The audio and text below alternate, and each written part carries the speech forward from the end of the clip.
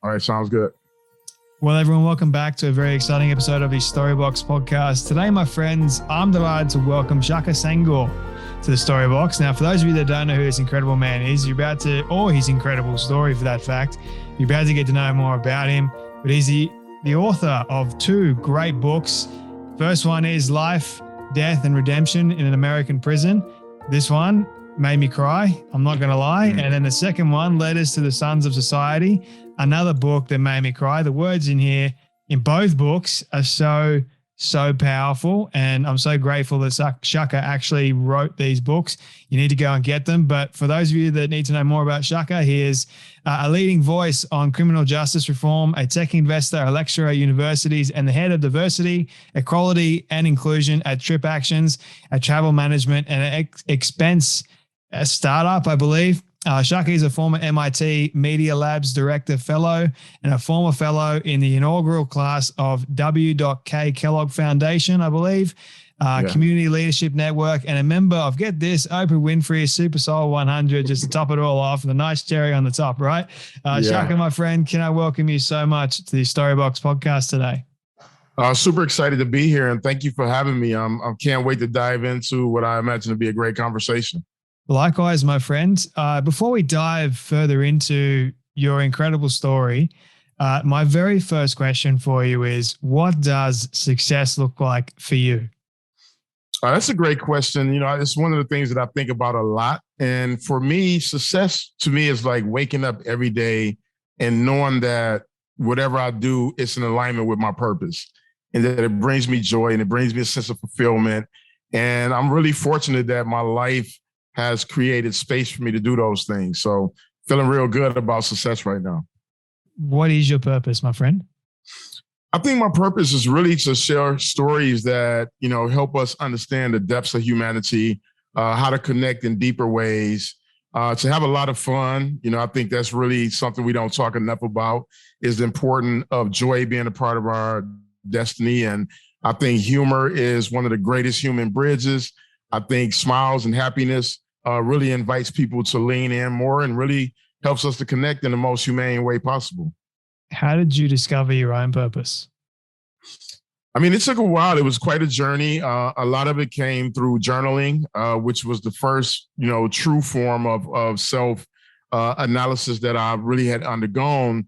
And just through that creative process, you know, being a writer, being able to tell stories that, you know, really awaken our awareness around, you know, the ways that we connect, no matter where we come from, and then being able to just do the work in the world that I do and meet so many incredibly inspiring people that keep me going, keep me lifted up, and keep me wanting to connect deeper.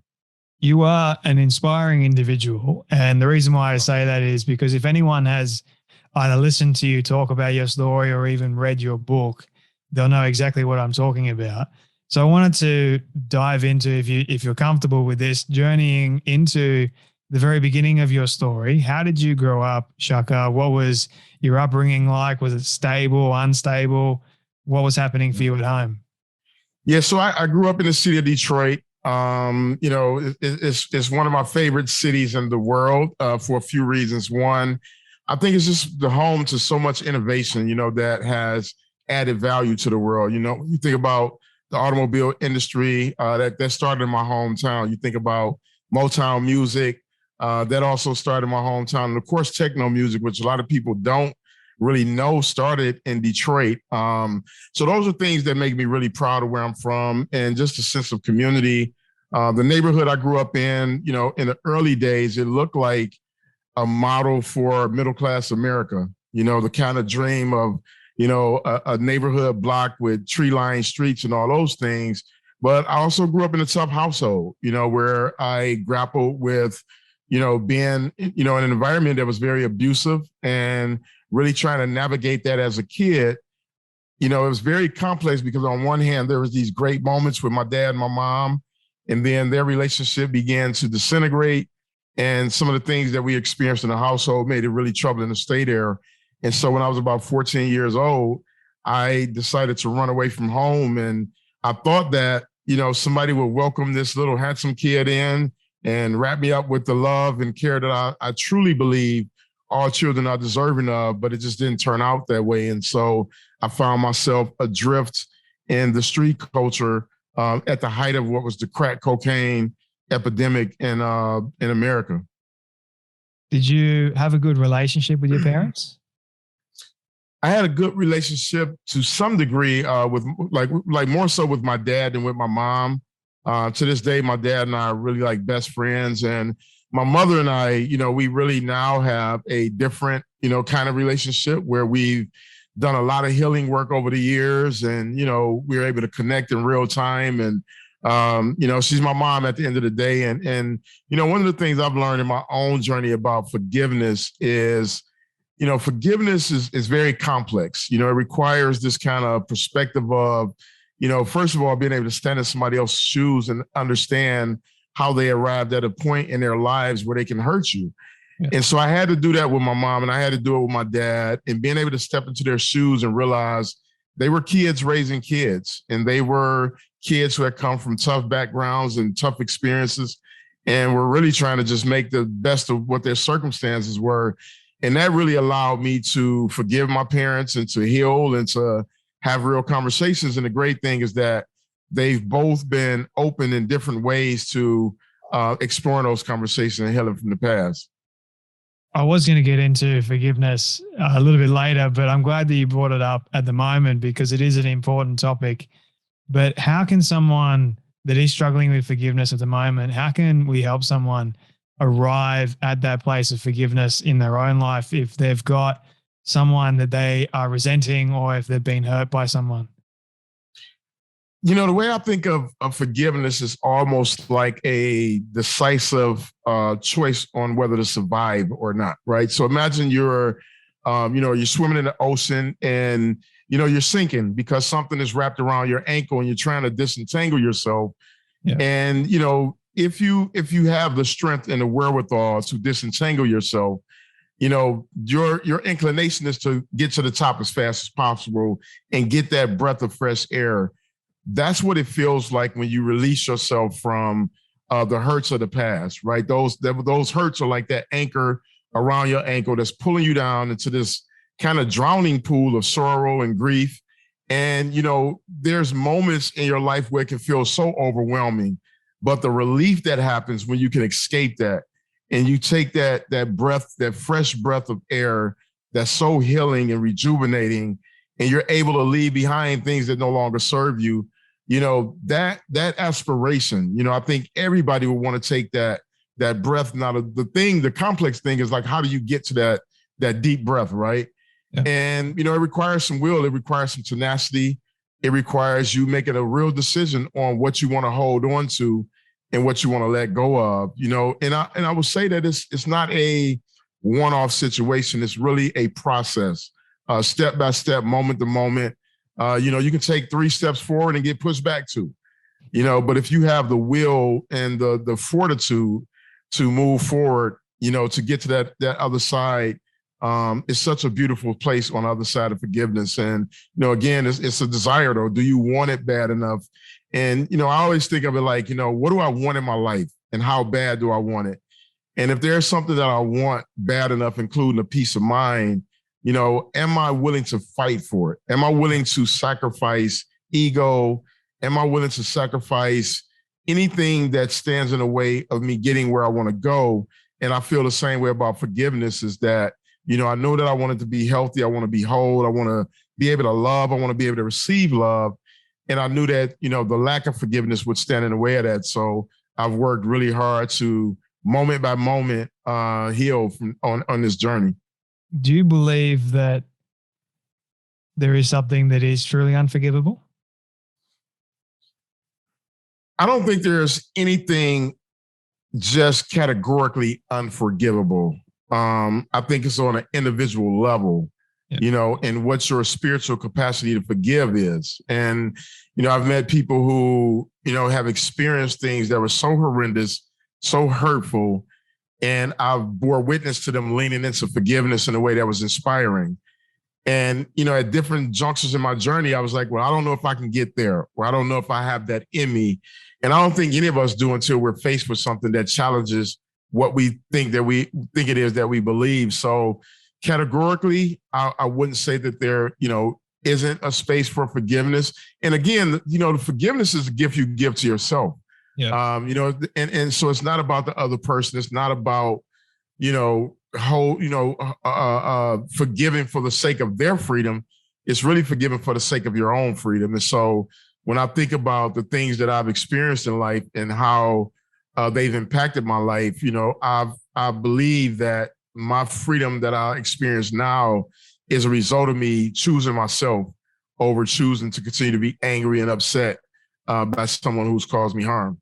Yeah, it's all very true. I want to go back to your relationship with your father.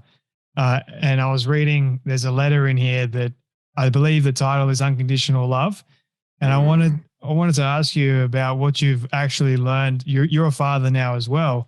What you've learned about unconditional love from your father and what you've learned being a father about unconditional love. Yeah. Yeah. My dad is my greatest example of the complexities of fatherhood. There were areas in his life where he didn't get things right. And then there was this growth and there was this continuation of figuring life out and really showing up for his children. And what I learned is that fatherhood is a lifelong journey of the highest level of education you can get as a human being, which is really understanding that your children are your greatest test cases. They're your greatest, pop quizzes. They're the greatest, study groups that you'll ever experience. And if you stay on the journey long enough and you're intentional in the journey, you'll learn so much that'll add tremendous amount of value. And that's what I got from my dad. My dad he's not the same dad today he was, 5 years ago, or 10 years ago. It's an ever evolving thing. And fortunately, he's just got better and better at it, over time. And so my hopes and my dreams for myself as a dad is to continue to just get better day by day, moment by moment. How old were you when you became a father? So my first son was born, I was 19 years old. And my youngest son was born, I was just a year shy of being 40. So, I'm a 50-year-old dad of a 10-year-old and a 30-year-old son. It's incredible. I feel like I'm almost born again every day, though, in my engagements with fatherhood, because it's just like these moments where I can look at my 10-year-old son, say, cool. And I'm like, wow, he's grown so much in one day. Like literally, like sometimes it's just physical growth and sometimes it's just a maturity of the spirit, and it blows my mind, but it also makes me really, appreciative of my responsibility as a dad. What do you love most about being a dad is the first question. And the second question is, for someone that's not a dad yet, do you have any advice? Yeah. So the thing that I love most about being a dad is the ability to observe another human being on their journey and to watch them navigate the world with curiosity, to watch them learn and discover new things. Watching Sekou go through this process of, just discovering himself, it's beautiful. And and then there's these other moments where he's just like, Dad, I just need a hug, or, we have our little inside jokes, and it's like this, you're building this culture of relationship that's so special and so sacred. And, those are the things that I truly love about a dad and being a dad. And what I would say to, fathers to be, is this is it's a sacred fraternity. It is truly a great gift. I would say the greatest gift you can give your children is full access to all of your emotions. They grow so much when they see us grow. They grow so much when they see us open and we're vulnerable. And it's beautiful to have that connection to your child. Yeah, no doubt, man. Yeah, I'm still young, so I've got a long way to go, I think. Yeah. But I hope to be a good father. Honestly, that is my mission. But yeah, I was reading the diary entry that you wrote, Unconditional Love, I believe, to your son, which was just a beautiful, the way you articulated and described it, talking about how you were thinking about the forming of your son and what was going through your brain. in that respect. I mean, just beautiful words, man. I mean, did you always want to be a writer, or was that something that came unexpected? It came unexpected. But what I realized when I go back and I really think about my journey as a writer, growing up, I wanted to be a rapper. And I had a question, why did I want to be a rapper? And I thought about the rap that I listened to at the time. And some of my favorite artists from back then, they were just such magical wordsmiths. And they were able to, take me on this journey, from my little neighborhood in Detroit. I felt like I could go on this journey into New York. I can go on this journey into these places that I hadn't yet seen. And there was something beautiful about that. Growing up, I didn't see many writers that were Black. I just didn't know of the writers, the Harlem era, the Harlem Renaissance era that had kind of gone by. We didn't read a ton of that work in school. So it wasn't until later on when I discovered just all these great Black writers, which really made me feel connected. But I didn't have any idea that this would be the art form that would be, my gift. And I thought I would be a visual artist. I used to love to draw when I was a kid. And now I'm fortunate to be able to paint pictures with words. And, as many things that I do that bring me joy in life, writing is definitely at the top of the list of the things where I find the greatest sense of joy at. Where did you start writing in the first place? Like, where was the place for you that it all began? Yeah, so I started actually writing while I was incarcerated. So I spent 19 years in prison, which I talk about in my first mainstream release, was Writing My Wrongs, Life, Death, Redemption in American Prison. And it started like in this very, kind of way that was, something that I hadn't expected. A friend of mine, he was writing for the newspaper in prison. Like, we had a intramural newspaper that we would share within the prison. He asked me to write an article, and I didn't, I was like, why would you ask me to write an article? And he was like, well, you seem like you're smart. And so I ended up writing this story about discovering that, one of my sisters was experiencing a drug addiction. And I wrote about how heartbroken it was for me to find that out. And then, that got shared in the prison newspaper, and guys really just came up to me and was like, thank you so much for sharing that story. My family member is going through it. And then it was years later when I was in solitary confinement, and I just decided that I was going to try to write a book. And I ended up writing my first book in about, I think it was like 30 or 60 days or so. And then I shared it with guys on the cell block, and like their reaction to my work was so affirming. It really made me realize that, hey, maybe this is something beyond me just doing this exercise, but maybe this is like my gift and my purpose. And I've been writing ever since. Now it's like over 20 years I've been writing. And you are one hell of a writer. Let me just say that. I mean, you have a way with words.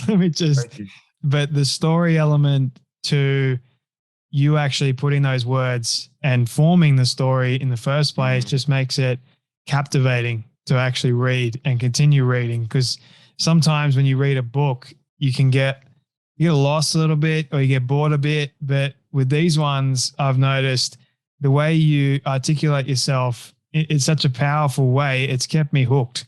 And that's what I like. So I wanted to ask you about your first book and your obvious story. You mentioned that you did go to prison. You were in prison for quite some time. You're also in solitary confinement. Can I ask you, and if you're comfortable with sharing as well, what led you to going to prison, for those people that don't know? Yeah, for people who don't know my story, as I mentioned early on, when I was about 14 years old, I ran away from home and got, seduced into the drug culture. And, within my first 6 months within that culture, my childhood friend was murdered. I was robbed at gunpoint. I was nearly beat to death. And I continued on in that culture. And when I was 17 years old, I ended up getting shot multiple times, 3 times in total. And 16 months later, I got into a conflict and I shot and tragically caused a man's death. And I was subsequently arrested, charged with open murder, and sentenced to 17 to 40 years in prison for second-degree murder. And, when I reflect back on those times and I think about that 19-year-old kid with a gun in his hand Obviously if I could just, encourage him to like, just take that next step and go home, I would. And it's one of the most regrettable experiences in my life. It's taught me the most about life, about the value of life, about, the value of forgiveness, about the value of atonement. When you've hurt someone and you've devastated a family, like how do you, make it right with the community? I learned so much over the years and that's how I ended up in prison. To take you back to that moment, and I know that you don't have to share this completely, but I wanted to ask you for those people that are wondering, what goes through your mind after that life has been taken? Yeah, I think when in that particular night, there were so many things. It's one of those things when we hear about it on the news, it can seem like this kind of long, drawn out experience. And in reality, it's an exchange that probably was all of 30 seconds. And so, the first thing that went through my mind was like, what have I done? That question of like, this isn't the person that I want to be. This isn't the life that I want to, live. And I just couldn't even believe that, I had, caused this devastation to this family and to this man and to my community. And so there was just tons of things running through my mind at 19 years old. It's something that, when I talk to young people about gun violence is, once the sentence is done physically, like the jail, the prison sentence, you're still serving a different type of time. And it's a spiritual time. It's an emotional time because no matter what happens in life, that's a moment in my life that I'll never forget. I'll never forget that moment. And it haunts me at times. It's very difficult to see families when they go through moments where they've lost a loved one to violence. And, my family, we just went through it last July, we just celebrated, the anniversary of my brother being murdered at home in Detroit. And it was tough. It's very complex. One, as I'm his big brother. And, my family is grieving and I wanted to grieve with them. But unfortunately, I couldn't grieve because I was processing my own guilt of knowing I made somebody else's family feel the way that my family was feeling in that moment. And so it's one of those things that it's a lifelong sentence, that I have to deal with. I've figured out ways to navigate that. And I just take it moment to moment. Yeah, it is quite, I've never experienced that, and I would never try and relate in any such way to anything that you just said.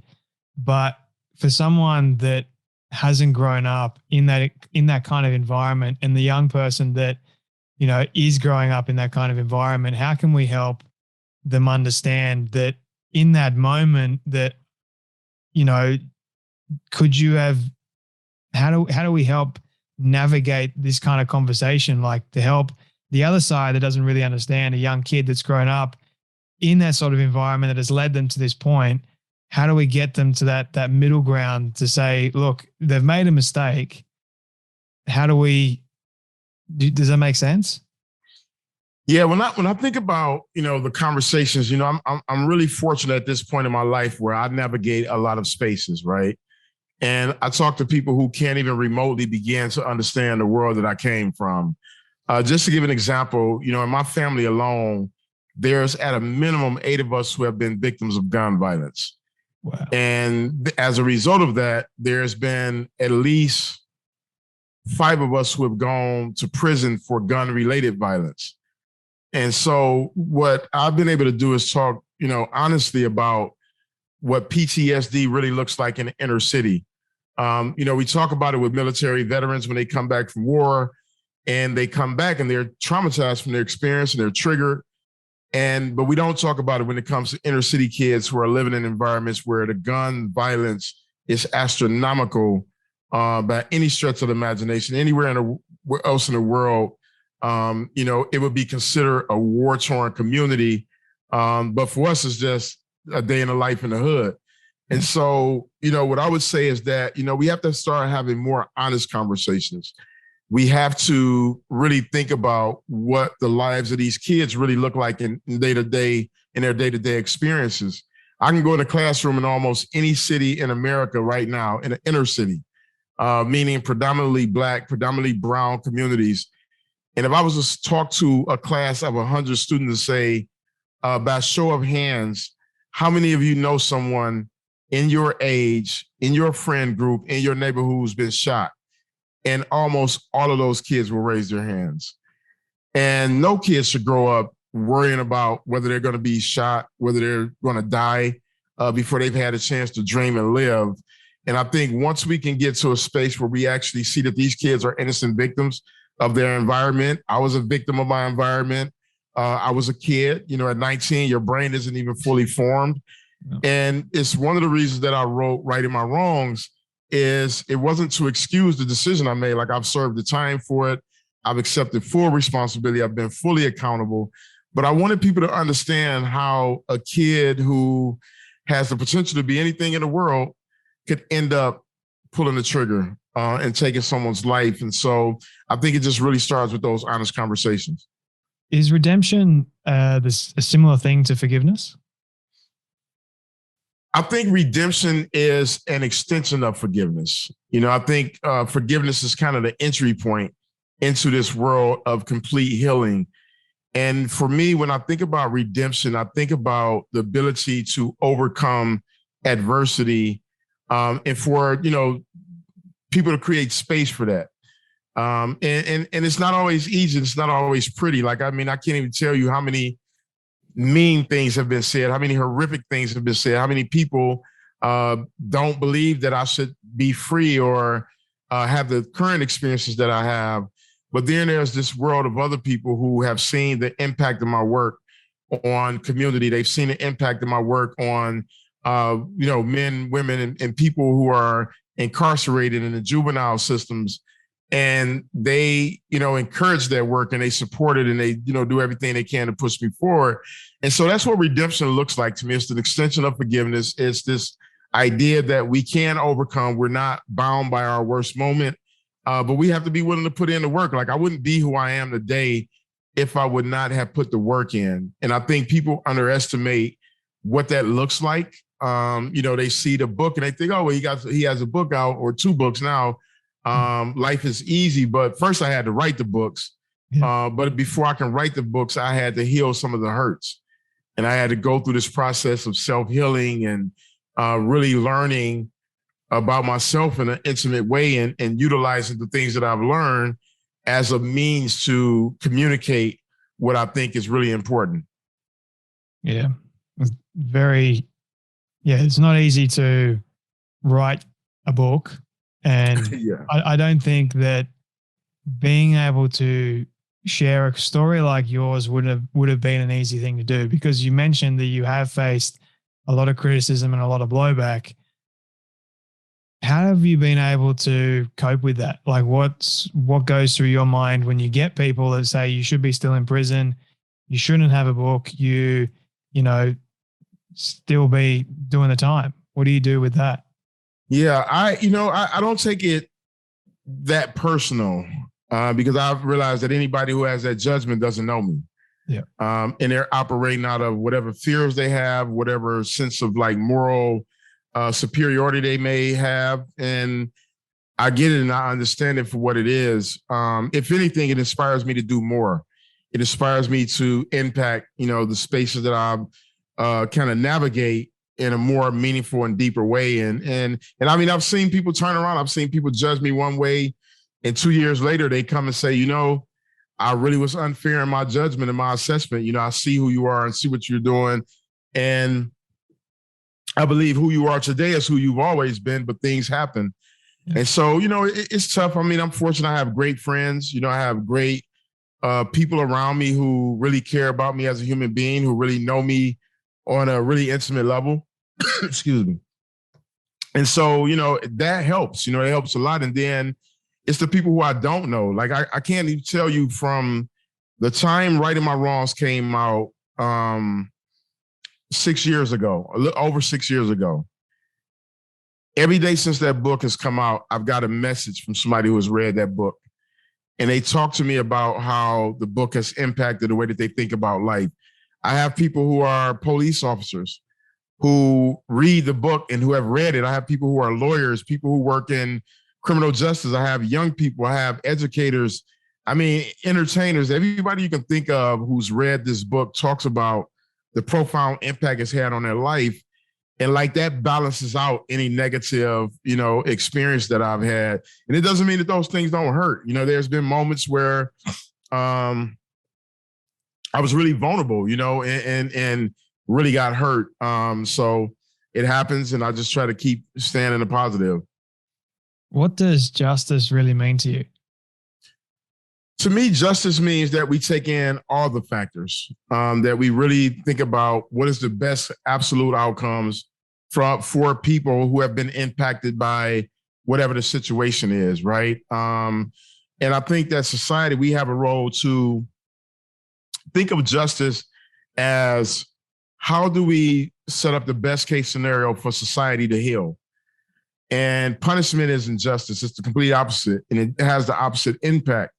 And so to me, I think about what is the most restorative? How do we come back to wholeness? How do we create space for apologies? How do we create space for forgiveness? And how do we create space for redemption? And to me, when you factor those things into any decision that you make, to me, ultimately, that is just. Yeah. Yeah. That is a very good point, actually. I'm curious, Shaka, I've got a couple more questions for you, if you don't mind. Yeah. But this idea of people not understanding, for me, it comes from, I guess, a deeper sense of the word hate, right? And I'm curious, from your perspective, why do people hate in the first place? I think hatred is born out of fear. When I think about, my experience growing up in America and growing up, hearing the stories of my grandmother, hearing the stories of my great-grandmother, a lot of times people think about slavery as this kind of far, far, far away thing until you really talk to somebody who's Black and realize that like their great-grandparent, was on a plantation, or they were sharecroppers, or they were, discriminated against, or they had, they were in bathrooms where it was like whites only and Blacks only. And then we still deal with a lot of it today. And I just think it's fear. I think people are, so locked into this idea that if you treat somebody who doesn't look like you, human, that somehow that extension of their, your humanity is going to rob you of all the things you've accumulated. And it's really sad and it's sickening, to live in a world where we hate people based on cultural differences, or at least the idea of cultural differences. But then when you really get down to the granular level of culture, all of our culture is intersectional. Nobody's living in an isolated culture in the world at this point. We're all sharing music. We're all sharing food. We're all sharing, the resources of the world in different ways, right? We all have ideas about fashion. We have ideas about, interior design and decorating and like all the basic elements of human existence. There are so many things we overlap that when you get down to it, hatred is really stupidity. And it's basically fear wrapped in the horrendous garb of stupidity. And the other stupid part is people just keep feeding the fear. They keep feeding the hate, and there's no reason to. Especially in today's day and age, like hate begets more hate, and it begets violence. It begets all these things that are the bane of society, and we continue to do it. Doesn't matter what side of the fence you're on, both of them do it. And it's like, can we get to the center here and try and find some commonality amongst the both? Because if we can remove the hate and put love in its place, then maybe we won't have so many of these crazy issues. I don't know. What do you think, Shaka? Yeah, I think about that a lot. I think about one of the stories in the book, in Letters to the Sons of Society, where I had this encounter with an officer, and that encounter could have went so far wrong. It could have been extremely volatile. It could have been angry. It could have been all the things, and instead, we just leaned into our humanity. We had this very human connection, and when I shared that story went viral immediately. It's to this date. it probably has 20 million views on Facebook. And what that told me is that more people desire good, more people desire love, and it's only this small segment of society that is really hate fueled. And sadly, because it gets people to click on things or it gets people to tune in, and because it feeds fear, right? Like if you're afraid that you're going to be treated different because of how you look, something about that makes you curious to see what the next news cycle has to say about that very thing that you fear.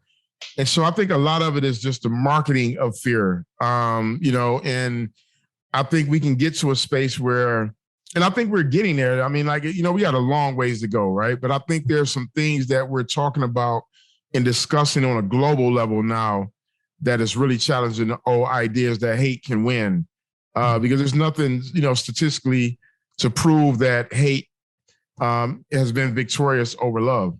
Hate is loud, but love is louder. And I think we've got to amplify that voice and that noise a lot more. And you're right, the media doesn't help at all with amplifying hate because of ratings and whatnot and drama. And naturally inclined humans will gravitate more towards a drama than sort of happiness and love. But if we make more places and more examples of love and of happiness and of joy instead in the place of the hate, then can you imagine what that would do? Like, yeah, my brain just goes to so many wonderful places, man, when I think about that. But just imagine. Yeah, and I mean, and I think we've seen it, in our time. Whenever there's crisis, world crisis, people show up, and they look every color of the rainbow, every gender identity. You just see people leaning in, whether it's donating to a cause, whether it's coming in and offering physical labor. I can't even tell you how many times I've been in spaces where, you have the human rainbow all lending their hands to good. Mm-hmm. And I think that's the majority of humans. Like, I don't think that we operate mostly out of fear. I just think it's a small segment of the world, but it doesn't go. I think good doesn't get as noticed as much. And maybe, because there's more good than bad, it doesn't need to get as noticed as much. And that's why we had these cycles where you see, the hatred and the vitriol and all those things. But I think for the most part, people desire good. I mean, I've talked to some people who just come from vastly different backgrounds and different understandings. And once we get into deep conversation and they realize we all want the same thing, most people just want to be able to have a safe place to live, have food in their belly, have laughs and jokes with their friends and family. And that's pretty much the human experience. We got such a short amount of time to be here. Mm-hmm. And, to choose to be in a space of anger and hurt, to me, it just seems counterintuitive when you think about what's possible on the other side of all of that. You recently had your 50th birthday. Happy birthday. Yeah. It's a milestone in and of itself, my friend. What is exciting you about the future?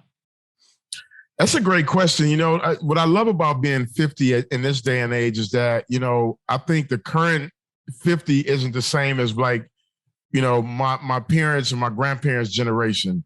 So I feel young and youthful and vibrant, and, I'm enjoying life. I'm enjoying, art and culture and music. And, some of it is more probably geared or marketed to younger people, but, I love it. I still love cool sneakers and fast cars and all the things. But also I feel like 50 is the age of settling into life. I think when you get to this age, you kind of grow a lot more comfortable with life. You get a little bit more certain about who you are and where you are in the world. The world doesn't seem as crazy and scary.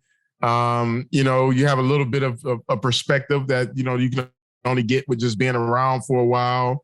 And what I'm most excited about is really just continuing to deepen, my family relationships. I just got engaged recently, and, so I'm excited about us really just growing as a family and in partnership and seeing what that looks like. And it feels good on me right now. What do you love the most about yourself and your story? What I love the most about myself, I would say, is my ability to find, laughter and joy in most circumstances. I have a great sense of humor, at least I've been told. So I love that. I love that quality, and I have a big heart. I've always had that, and to be able to be, who I am to the people in my life brings me the greatest joy. What was the second part of that? What do you love the most about your story? Oh, about my story, what I would say is the thing that I love the most is the intentionality in which I live life, and the resiliency, the ability to overcome adversity in a way that has added value to the world. So that really means a lot to me. The things that I've accomplished, over time really just speaks to like my curiosity and it wasn't until recently, and I can say this in fairness, the way that our culture is set up, like we're not set up to like celebrate ourselves or to kind of, brag about ourselves or whatever we've accomplished. And I've thought deeply about that because I'm the friend, I'm celebrating everything, whatever you accomplish, I'm there. I'm like, let's do this. Let's have drinks, let's have dinner, let's throw a party, whatever the case may be. But it's hard for us to do that for ourselves sometimes. And, a couple of years ago, I celebrated 10 years of freedom. And I kind of just went back and looked at, what's happened over that time. And I was like, wow, I'm impressed with this dude. Like he's actually amazing. All the things that life has thrown at him, he's basically taking those things and really utilize those as stepping stones toward a greater purpose. And, if I'm not impressed with it, then how can anybody else be? So I'm pretty impressed with that part of my life. I love that, man. And you do have quite, like I said, quite a few times, an inspiring story, and more people need to get to know it and get to know you as well. So where can people connect with you and learn more about you, Shaka, before I ask you the final question? Yeah, I am easy to find on all social media platforms up under my name, Shaka Senghor. That's ShakaSenghor. And that's literally every social platform. It's also my website. So pretty easy to find. Amazing. And go and get a copy of his books. I'm holding it up. Letters to the Sons of Society and Life, Death, or Righting My Wrongs, Life, Death, and Redemption in an American Prison. Both two amazing books. Both made me cry. Man, this is my final question for you. Really, really enjoy this conversation with you. And thank you so much for making the time. No, for sure. It's a hypothetical one, but I want you to imagine with me for a moment that you've been able to reach the age of 100. All your friends and your family have decided to put together a film for you of everything you've ever said and everything you've ever done. Don't ask me how in the world they got it all. We'll call it magic for sake of argument. But they've been able to get it and show it to you on your 100th birthday. What do you want that film to say and to show about your life? My 100th birthday, I would love for that film to show how much I enjoyed great bottles of tequila, how much I laughed, the great music I listened to, the many books I've read and written, the way that I've, lived my life with joy and purpose, the kind of dad that I am, that's what would really be, the kind of partner I am, the way I show up in love, like those things would really be like, I'm happy to see the tapestry of all these different parts of my life and see that consistent through line being love, humor, and tons of laughter. It's a great send-off message for people, but Shaka, man, thank you so much for your time, your wisdom, your advice, and obviously your story, and for joining me today on the Storybox podcast. Well, thank you so much. I truly appreciate it and look forward to more.